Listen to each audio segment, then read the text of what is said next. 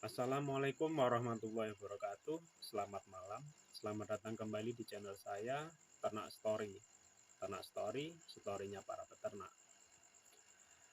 Salah satu elemen yang wajib dimiliki oleh peternak skala rumahan yaitu mesin tetas. Itu kenapa? Karena dengan memiliki mesin tetas, kita mampu meningkatkan produktivitas dari peternakan kita. Kita mampu memproduksi DOC kita sendiri. Kemudian kita mampu melakukan penghematan karena kita tidak perlu membeli DOC ke agen-agen DOC. Kemudian kita juga bisa menjaga kualitas dari DOC kita karena telur yang kita tetaskan akan kita seleksi secara mandiri. Pada edisi malam hari ini saya akan berbagi pengalaman mengenai cara menetaskan telur dengan mesin tetas. Mari kita simak. Pada malam hari ini saya akan berbagi pengalaman mengenai bagaimana cara menetaskan telur menggunakan mesin tetas. Jadi setelah telur-telur ayam kita kumpulkan, maka tibalah saatnya kita memasukkannya ke dalam mesin. Jadi hal apa saja yang perlu kita lakukan sebelum kita memasukkan telur-telur kita ke dalam mesin? Yang pertama, kita pastikan telur-telur kita ini bersih, rekan-rekan sekalian. Jadi apabila tidak terlalu kotor, kita tidak perlu mencucinya. Kemudian yang kedua yaitu kita harus men-setting mesin tetas kita. Jadi suhu dalam mesin tetas kita tidak boleh lebih dari 38 derajat Celcius. Kemudian pada kelembapan 60-65%.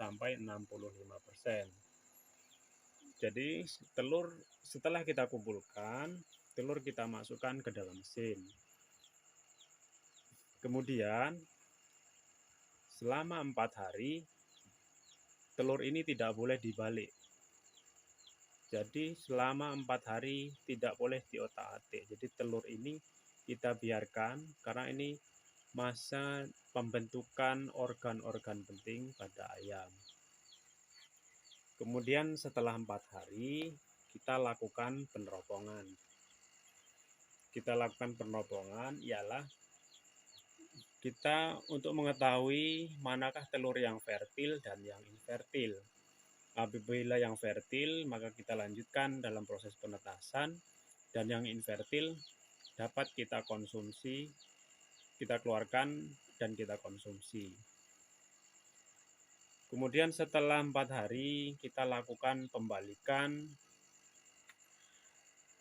selama minimal 2 kali sehari atau idealnya 3 kali sehari. Jadi selama kita lakukan pembalikan selama umur 18 hari. Jadi ketika telur umur 18 hari kita berhenti melakukan pembalikan.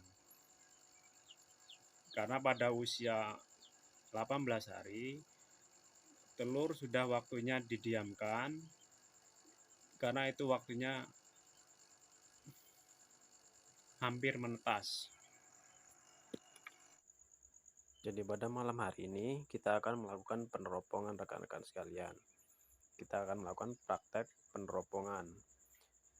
Bagaimana ciri-ciri telur yang fertil dan telur yang infertil. Ya, demikianlah rekan-rekan. Ciri-ciri telur yang fertil, dia memiliki seperti ada guratan-guratan, urat-urat, dan di tengah ada seperti titik hitam yang menggantung. Ini merupakan telur yang fertil atau telur yang terdapat embrio di dalamnya. Kemudian ciri-ciri telur yang infertil yaitu seperti ini rekan-rekan. Jadi tidak ada guratan atau nampak seperti urat, jadi kosong, dia merupakan kosong, tidak ada urat-urat yang seperti sarang laba-laba. Ini merupakan telur yang infertil atau yang tidak dibuahi. Kemudian ya, ini juga infertil, rekan-rekan.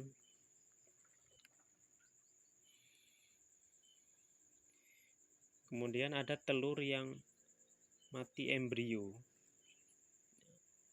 Jadi ciri-ciri telur yang embrionya ada embrionya tapi kemudian ia mati, yaitu dia akan nampak hitam, tidak ada guratan-guratan darah. Jadi ciri-ciri telur yang sudah mati embrionya yaitu dia nampak gelap hitam dan tidak ada guratan-guratan darah. Dan apabila kita genggam, dia akan dingin. Telur-telur yang masih hidup, embrionya, telur itu akan mengeluarkan hangat, mengeluarkan hawa hangat dari dalam dirinya. Kemudian ciri-ciri telur yang akan menetas seperti ini, rekan-rekan. Jadi telur akan nampak gelap.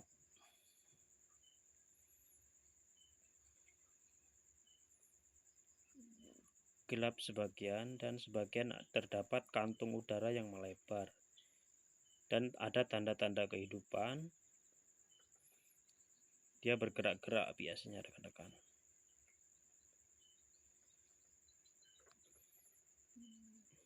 Dan dia pun terasa hangat. Jadi ini telur yang fertil, ciri-ciri telur fertil.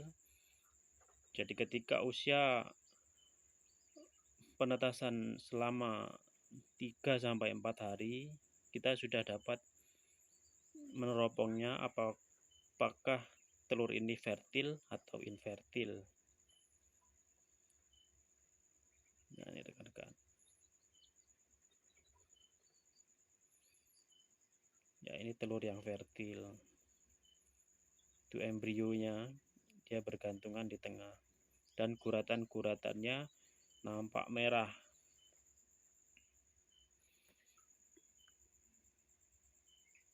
Jadi itu rekan-rekan sekalian, ciri-ciri telur yang fertil dan yang infertil. Kemudian apabila nampak seperti darah yang berputar, bulatan darah, maka itu pun termasuk mati embrio. Selnya mati atau kita sebutnya ring blood atau cincin darah, itu juga termasuk mati embrio.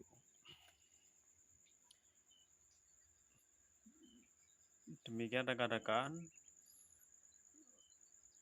pembahasan mengenai perlakuan telur di dalam mesin dan cara peneropongan telur yang fertil dan infertil. Jadi rekan-rekan sekalian, kesimpulan dari berbagi pengalaman pada malam hari ini adalah telur yang akan ditetaskan di dalam mesin tidak perlu dicuci. Kemudian setelah kita masukkan ke dalam mesin tetas, selama 4 hari kita tidak melakukan pembalikan. Telur kita biarkan. Kemudian kita lakukan pembalikan sampai umur 18 hari. Pembalikan minimal 2 kali sehari atau idealnya pada 3 kali sehari. Kemudian pada usia 18 hari, suhu kita turunkan di 36,5 derajat Celcius dengan kelembapan 60-65%.